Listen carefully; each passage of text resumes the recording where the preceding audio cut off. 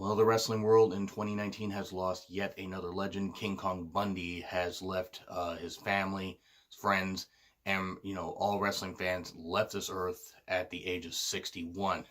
News is just reported just very recently, and honestly, it's just very, very sad. I mean, you think about it, like you would think, given the runs that he had in wrestling, especially in the 80s when he was really, really super popular, and his brief return to mainstream when he came back in 94, 95 in WWF, you think that he might have been a lot older, and he really wasn't. And he started young, and he was really, really skilled. I mean, you want to talk about a big, imposing monster that could really move goddamn well. He moved that 375 to 450. I mean, at his height, I mean, he was sometimes billed at like 500 or whatever, and I don't know if I ever bought that. But as a kid, you're watching somebody and just looking, like you could be looking up at the guy and just, oh my God, like just how big he is. And he did start out being trained by Larry Sharp and, Monster Factory and everything, and Larry Sharp's Monster Factory. And Google that stuff. He trained a whole lot of people, and you can figure out the list of people that he trained, even did discover the Big Show. But King Kong Bundy's influence was felt even into the modern age. In Mid-South, he was given the 5 count. And, it's like a 3's not good enough. I need 5. Why does that sound familiar to some modern fans? Big E was given it in NXT when Big E was, still there. And it was like, oh, 3's not enough. I need 5. So Bundy's influence was felt even into the modern age. Guys like Mark Henry are some that you could see pattern some of their offense after Bundy. And others too. I'm not saying that Bundy was the sole influence, but Bundy is a guy whose influence was felt for so many years, even after he left the mainstream. And he wrestled up until 2007 on the indies, but hitting the highlights of his career, because you think about just how much he meant to wrestling in general and the big monster heel he was. He actually started out as a babyface in very, very briefly in 81 in WWF when Vince McMahon Sr. owned the company. And he had hair at the time, and it's kind of weird looking back at any footage of Bundy with hair, because you just think big, imposing monster with a big booming voice and everything, and it's just scary, scary look that looked like he could literally crush you if he wanted to. But Bundy, of course, was a very, very safe worker. He obviously bumps and bruises would happen, but Bundy, you could tell, was very, very safe, even though his offense looked very deadly, and probably could have been if he really wanted to hurt you.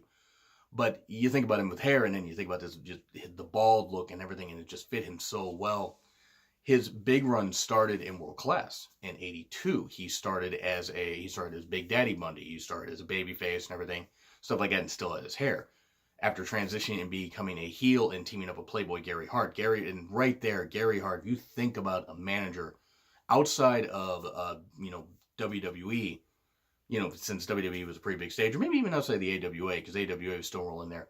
You think about a big manager, and a manager that could just get you so goddamn much heat. Gary Hart. And Gary Hart, of course, is no longer with us. He passed away years ago as well. They were a hell of a pairing. Bundy, you could tell, learned a lot from Gary Hart. Gary Hart was able to cut his promos. Bundy, of course, would have that big booming voice. Sometimes when he would shout during matches, the guy really did command your attention. Not just because of his size, but he did have that, just incredible charisma about him. That way to draw you in, and like you hate him and you just wanted to see the baby faces overtake him and beat him. And Bundy, one of Bundy's big matches that he was part of, he did lose his hair eventually after joining Gary Hart, during a feud, after a dispute with Von Erichs. And he was part of Fritz Von Erichs' retirement match at Texas Stadium, which that's a pretty big deal. I mean, Fritz knew, obviously Fritz won, and he had to, but Fritz was the one to, Fritz and Bundy could work pretty well together and everything, and Bundy knew how to take care of him. And at that point, young into his career, was working with one of the biggest legends, especially in Texas. I mean, and, all around the U.S. also. Fritz was pretty over in a lot of areas, but especially in Texas. But that was a big deal for him. And then he worked in the AWA, he worked in Mid-South, worked in the NWA. But Mid-South is where the 5 count debuted. And, that great. And what I just said about Big E, just the influence that Bundy had and he didn't get a lot of witty interviews, but when he talked, you did listen, because he had just that, boisterous voice and everything, and that just big old laugh. Apparently, he was a blast. I obviously never met the guy, apparently, according to people that talk about him, say he was he was a loud guy, but he's a really, really nice guy. And he did look like it. I've seen interviews with him. He looked like he'd actually be a pretty nice guy. Seemed like he was pretty humble, even though he understood he had quite a bit of star power. His Mid-South run was actually was pretty good. What little bit I have seen, he did obviously show up in WWF, returning there for his second and obviously biggest run. He did have 3 runs there. Beat Special Delivery Jones very soon after debuting. I mean, he would face off against Special Delivery Jones at Mania 1 in a quick squash match and everything. It was supposed to be 9 seconds. I think it was more like 17 seconds and everything. But Bundy was given, oh, this is the quickest match in Mania history. And actually, it stood the test of time until Mania 24 when they had Kane and Chavo Guerrero beat it. But Bundy was a big deal because he just, squashed Special Delivery Jones and stuff like that. He would then, leave, being managed by Jimmy Hart. Jimmy Hart would trade him to Heenan for a couple guys. And Bobby Heenan would have Bundy as part of the Heenan family. And since, since Big John Studd had been feuding with Andre the Giant, Bundy was going to now feud with Andre the Giant. And Andre at this point was starting to have some issues, unfortunately. It's a sad day. Andre had, so many, he had his biggest moments really weren't always captured on tape. I mean, some of them were. But that by the time cable TV and Mania came along, he was declining. Bundy, however, could get the best out of a lot of people, and could work with just about anybody. He really could. I mean, obviously he had to be the big monster, but working with the right kind of babyface, he could get over. He did feud with Hogan. They feud on multiple Saturday Night's main events and house shows and stuff like that. They even had it where like Hogan had his ribs injured. Bundy would, target him and this kind of stuff. But Hogan, being the fiery babyface and everything, demanded to face King Kong Bundy at Mania 2. Bundy had pretty much his biggest moment in his career up to at least that point, his wrestling career. Faced off against Hogan in the main event of Mania 2. Steel cage match. Hogan successfully defended the title.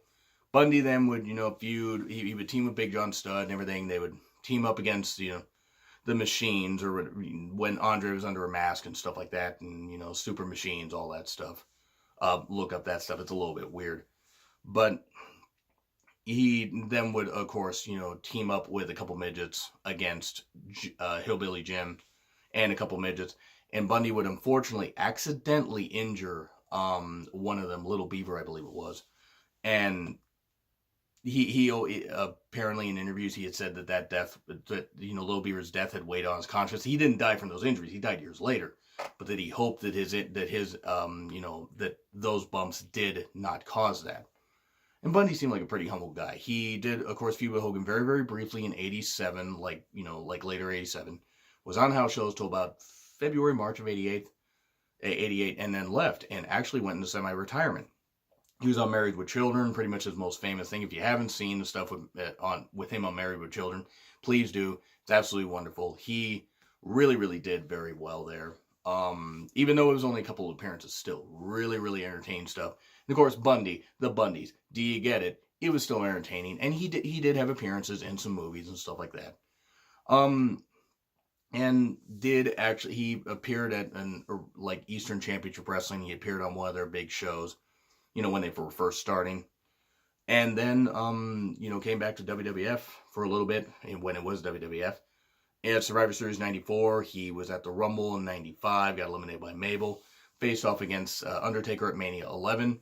So 2 pretty big matches. I mean, he had 4 matches at Mania, and he was 2-2 because Taker beat him. He slammed him, and it was rare to see Bundy take a pinfall loss.